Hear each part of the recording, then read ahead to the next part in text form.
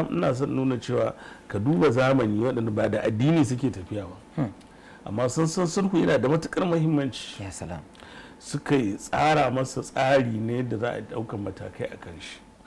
To wannan bangaren ma abin da ya shafi zamani ke muka dawo muku addinin mu gaba ɗaya ma ka cokan lassosi ne ayoyi ne da yawa birjik a cikin alkur'ani wanda Allah subhanahu wa ta'ala yake nuna mana muhimmancin sulhu, yake nuna mana a yi sulhu, yake nuna mana dillin ko an kai ga yaƙi to a nemi kofar sulhu.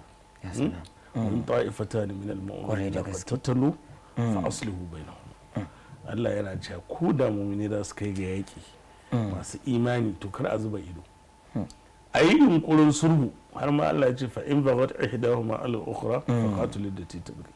In wata za ta yi tawaye ta ce ba ta yadda da sulhu ba to a mata taron dangi sai ta dawo ta bi amrullahi shine wannan sulhu. Ya salam. Ta tafi ila amrul har sai ta dawo ta bi sulhu ta yadda da sulhu.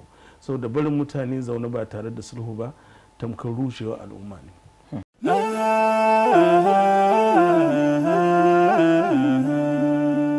Haske mai leƙa gidan kowa Afirka TV. TV3 tafarkin rayuwa.